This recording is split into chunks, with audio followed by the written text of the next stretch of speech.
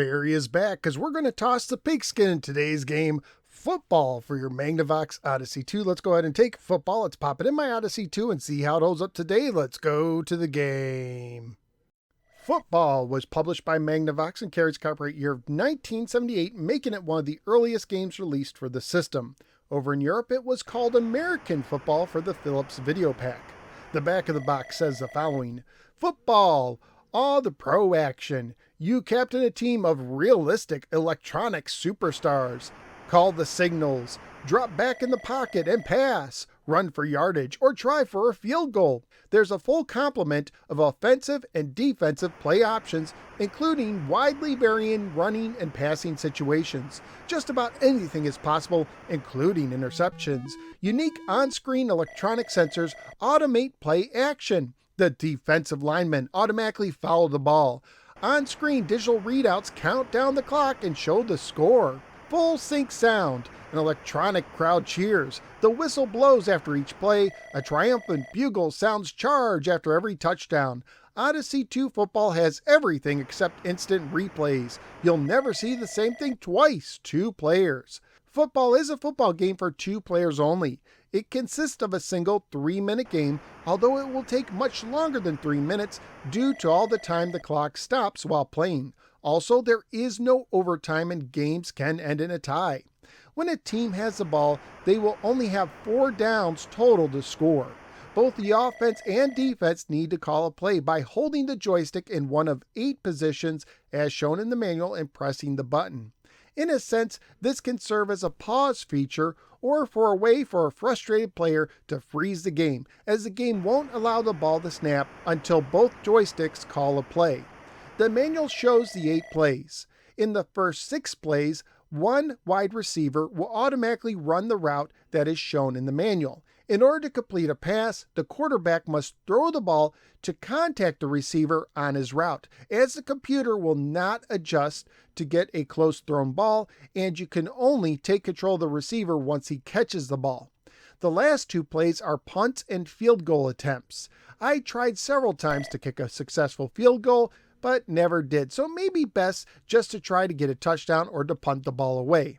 If the defense calls the same play as the offense, according to the manual, the quarterback will be under the most pressure and the wide receiver will be covered. To start a play, the offense presses the button to hike to the quarterback.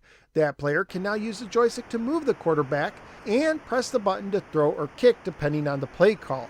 When throwing, not moving the joystick will cause the ball to go straight ahead. Holding the joystick up at any angle will throw the ball upwards at a 45-degree angle, and holding the joystick down at any angle while pressing the button will throw down at a 45-degree angle. If the ball touches a defensive player while in the air, they can intercept it. If the quarterback runs backwards out of their own end zone, it will be treated as a punt rather than a 2-point safety, giving the other team the ball down the field. Running into one of your teammates will force you down. I guess they just tackled you. If the quarterback or wide receiver makes it to the other end of the field with the ball, they will score an automatic touchdown for 7 points. There are no extra point attempts. There are also no kickoffs. Teams get the ball at the same point after every scoring play. On defense, you will always control the linebacker. Simply touching the opposing player with the ball will get them down. You can tell which players are human-controlled by the players with the thinner necks. Once the timer runs out after the last completed play, the game is over. Graphically speaking, there isn't much to the game, but at least it looks like a football game. And the sounds are basic, but I guess the crowd and whistle noises are good for a game from the 70s.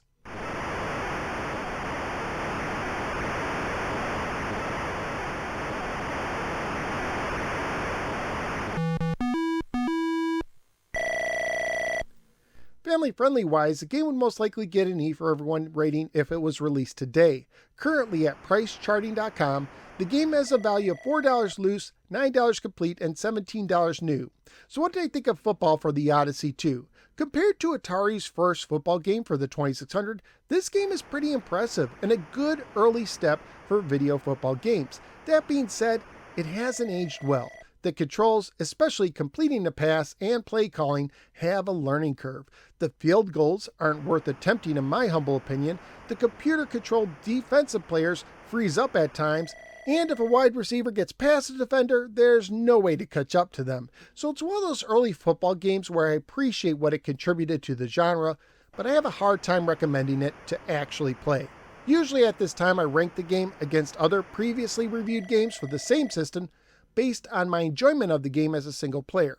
But since this is a 2-player only game, I'm going to give it a rating from my 4-tiered scale, which going from best to worst consists of Hall of Fame, Salad, Meh, and Trash. And while it was good for a football game from 1978, I'm going to have to give it a Meh rating today. Football on the Odyssey 2 helped grow the genre, but it hasn't aged well. That's just what I think. What do you think? Let me know in the comments below. If you enjoy videos such as this one and you want to support my work, please click like and subscribe, drop a comment below, and for mega supporters, either become a channel member or sign up at patreon.com/NoSwearGamer. Thank you for giving me a little part of your day. I look forward to see you next time on the next episode of the No Swear Gamer. Take care, everybody, especially when your own players can tackle you.